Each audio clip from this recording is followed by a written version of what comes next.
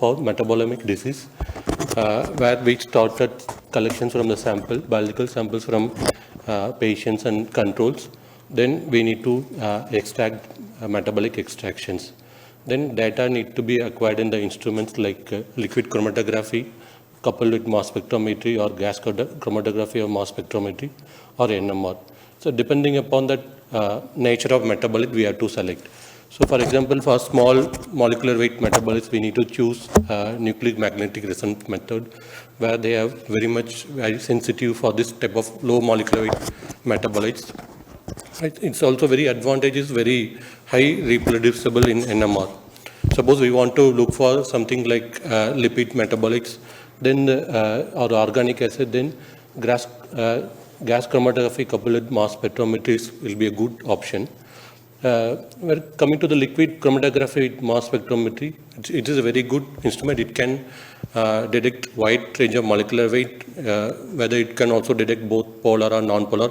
Any metabolite can be detected using this technique. So using this instrumentation, we can extract the data acquisition. Mostly it is giving the data in terms of peak based on the mass by charge ratio.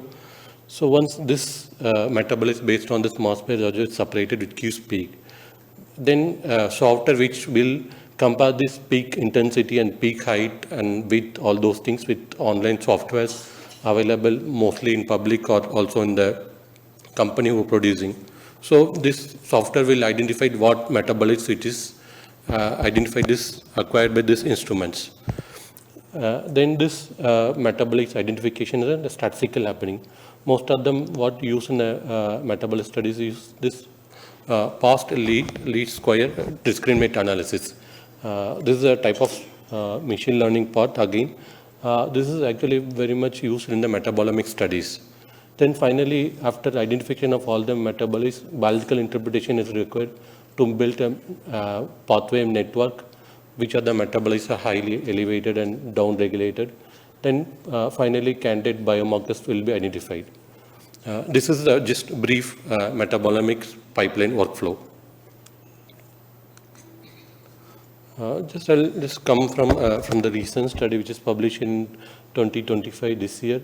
So here they recruited Kawasaki disease group and healthy group, and they did that metabolic studies using LC-MS technique. So again, they did various statistical analysis, including PLSD discriminant analysis and ROC curve and heat map to identify the metabolite differentiate between KD and healthy control. So this is a chart where they shown what is the differentially metabolites which is between the case and control. Some of the metabolites are elevated in Kawasaki, whereas some metabolites are decreased in Kawasaki. So here they shown that some of metabolites of bile acid metabolism were elevated in Kawasaki disease, whereas metabolites of tryptophan metabolites like derivatives like indole 3-propanic acid, a lot of metabolites from tryptophan metabolism decrease in Kawasaki disease. Also some of the metabolites from TCA cycles also decrease in Kawasaki disease. Some metabolites they plotted for AEC curve, which easily differentiate between the Kawasaki and the healthy control.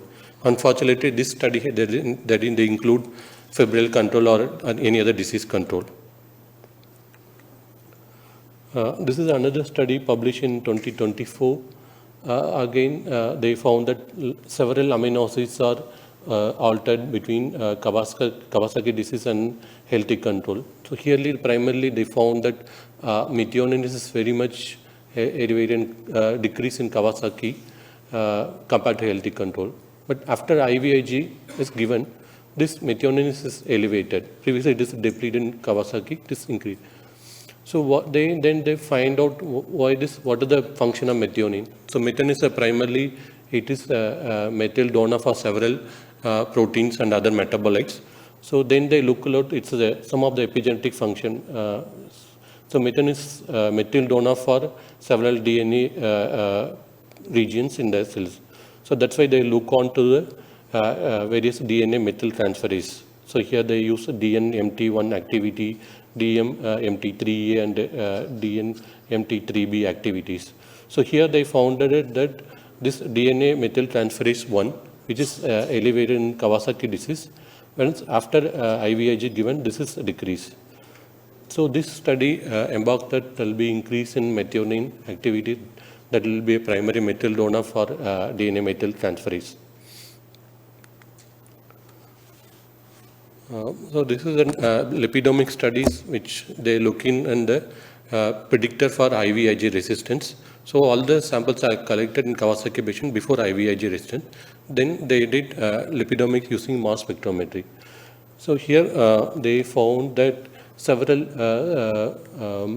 metabolites of lysophosphatidylcholine, lysophosphatidylethanolamines are very low in IVIG resistant patient compared to with IVIG sensitive and intermediate sensitive patients. Some metabolites are increased in IVIG resistance patient, that include phosphatidylethanolamine and phosphatidylcholine. So they also build with like ROC curve comparing with IVIG resistant and IVIG sensitive patients.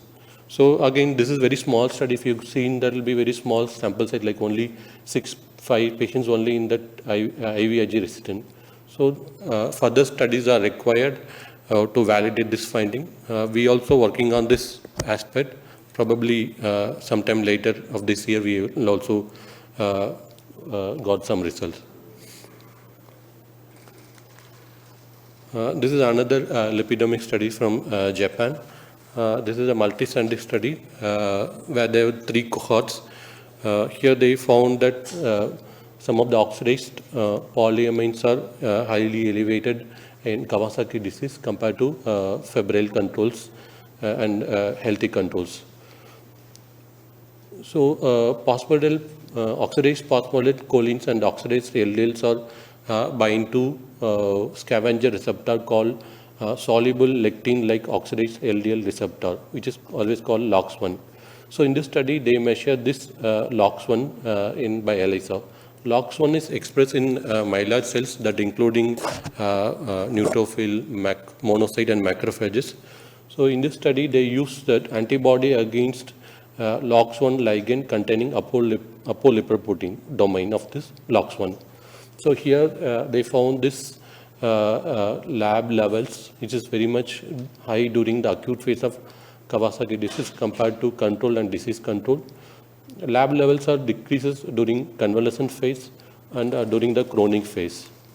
Maybe it's maybe a marker during acute phase of KD. So this another study from 2022. Here they measure the metabolism compared between patients with coronary artery lesions and without lesions in Kawasaki disease. So here they found that palmitic acid is increased and several other fatty acids are increased in patients with coronary artery lesions compared with non-coronary artery lesion. So here in this study, they further take this palmitic acid to the functional aspect. So here they found that they incubated this palmitic acid with human umbilical endothelial cell line, where the palmitic acid increased reactive oxygen species, thereby induced cellular senescence. Same thing observation, they found that they incubated cell line with serum from Kawasaki disease patient, found that the same there will be increase of reactive oxygen species and cellular senescence of endothelial cells. So this showed that palmitic acid might be, and along with other fatty acids, may contribute to coronary artery lesions in Kawasaki disease. So this is like I can say the important study. Maybe they include both proteomic aspect and also metabolomic in the same study. So what they did, they recruited Kawasaki disease patients before and after IVIG and also healthy control. So in the serum sample, they did metabolomics and they separate the leukocytes. So they lysed the leukocyte and did the proteomic in the intracellular proteins by mass spectrometry. So then they identified the differential proteins and metabolites. So what they found is that before IVIG, there will be a lot of proteins, particularly ascended proteins, which is otherwise called as alarm proteins, where they have identified ascended A8, A9, ascended A12. All these are calgonal proteins which are increased. There are most of these are neutrophil and again macrophage monocytes source of this protein. They identified several metabolites that include myristic acid, cortisone, hexadecanoic acid, spermamine also. Some proteins of like CD84 cells and then NK cells like granulase, granzyme, these are important for cytotoxic T cells. Those are very low in the Kawasaki disease patient before IVIG. So once after giving IVIG, so all these neutrophilic proteins are become less, whereas cytotoxic proteins are increased. Same way it is in the metabolites also. So I will move on to the next part of proteomic studies. So proteomic can be studied using three different aspects here. One is mass spectrometanalysis, where it can using two different techniques. One is a label for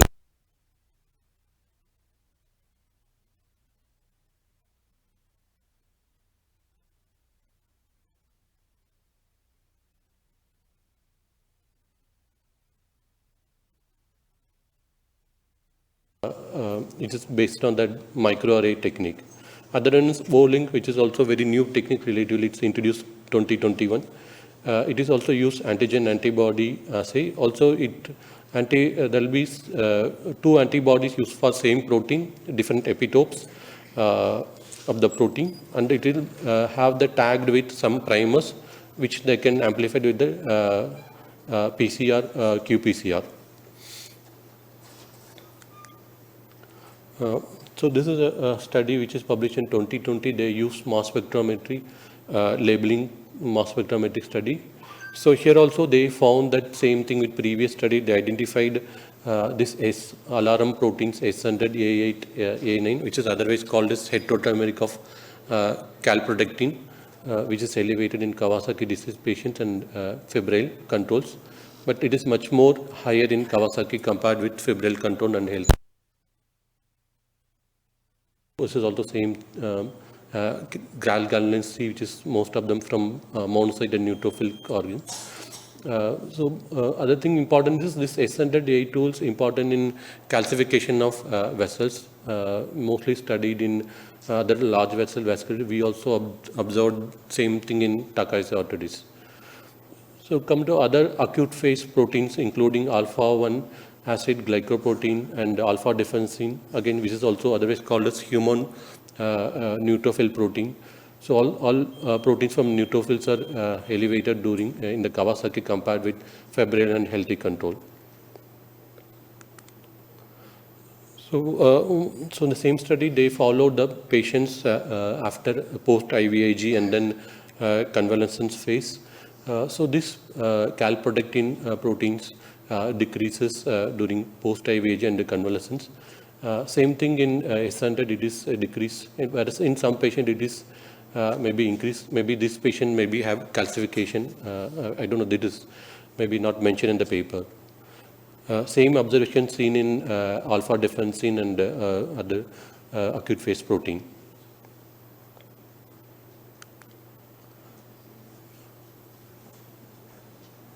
This is again a recent paper published in 2023. So here they use holding method where they targeted a protein using two different antibody targeting two different epitopes of same protein, which is again binded with some primers.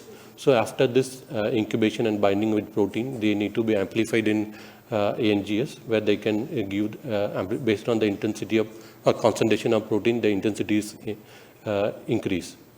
So in this study, they include several disease control, including JDM, JAA, MAS, and other febrile controls. So what they found is interleukin 17, A, C, and F are increased in Kawasaki whereas all three are increased in Kawasaki disease, whereas in disease control, either one of this interleukin 17 is increased. So again, they have validated in different cohort also. They found that same thing, like these three interleukin 17 proteins are increased in the Kawasaki. It's very specific compared to other disease control. In the same paper, they found this interleukin 17 is correlated with coronary artery lesions. So here they found that compared with patient without coronary artery, in the derivation cohort and validation cohort, they found that the interleukin 17 and A17C and 17F are increased. Whereas in KD without coronary artery, that is either one of this protein only increase. Whereas in coronary artery patient, all three or maybe two are increased. Whereas other cytokines like interleukin 1 beta, IL-6, TNF are not found in increase in the KD with coronary artery lesions. This is the same O-link study used in a different paper, which is paper published in recently in, this is from China. So again, they validated this interleukin 17's increase in Kawasaki disease patient. They found that AEC of 0.87 and also sensitivity was 97% and the specificity of 76%. This is another paper published. This is also from China. It is also they shown that here they measure this proteomics by mass spectrometry. So similar observation, interleukin 17 signaling pathways enriched in Kawasaki compared with LT control. Again, the other TNF signaling also increases. When compared with Kawasaki disease pre and post IVIG, complement coagulation cascade proteins are increased in pre-IVIG KD patients and also net formations. Some proteins like Fc gamma or mediator phagocytes are depleted in low, but after post IVIG they are increased. This is a recent study from 2023 from Jane Burns group from USA. So here they, based on the phenotype of patient, they divide that KD patients in 4 groups. First one is the liver predominant group, and second one is high band neutrophil group. Third is cervical lymphadenopathy group, and fourth one young patient. So in the 4 group, they did the proteomic study using this SOMA scan, it's the targeted proteomic analysis. They found that amino cyclase assay, which is very much increased in the liver predominant group compared to other phenotypes. There is another protein which is interleukin 18 receptor alpha. It is again also increased in the liver involvement KD group compared to other phenotypes. This is a protein which is a soluble immunoglobulin interleukin 1 receptor. Actually, this is an antagonist to other interleukin 1 receptor pathways, that including interleukin 18 receptor alpha. So if you see that actually this is negative correlated with interleukin 18. This SIGAR is negative correlated with interleukin 18, whereas for the patient is very high here. It's nicely which is decreasing in from liver involvement to young patient and then controls. But this is again, it increases from liver to young patients.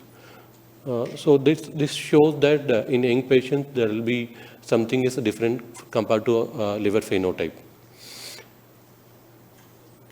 Coming to the high band group, high band neutrophil group, they found this soluble urokinase plasminogen activated receptor increase. It is not observed, it is very less in the other groups like node group and young groups.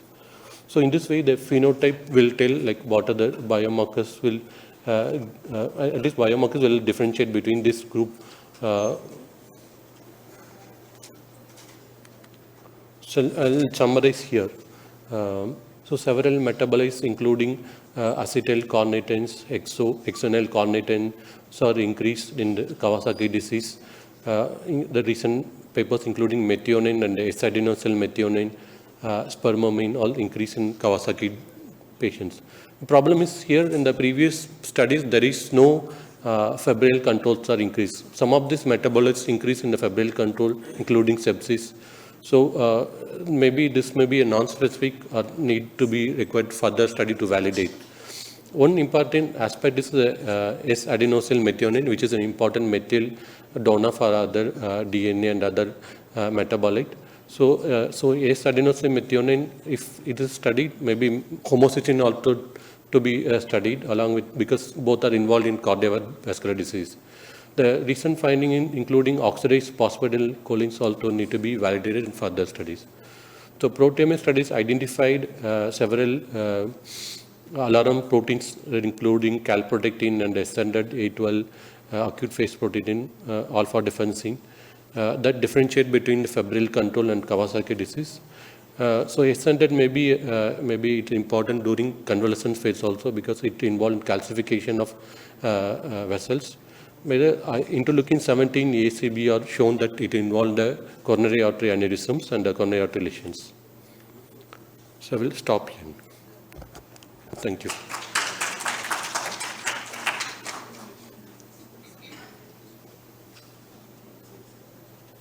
Thank you very much. Since in the interest of time, we have maybe one question rather than questions.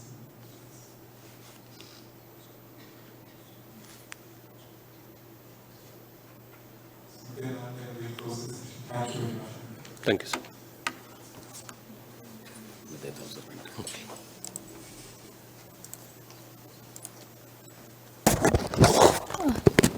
Thank you, sir. We shall now break for tea, and we request everyone to gather back in 10 minutes due to the time crunch.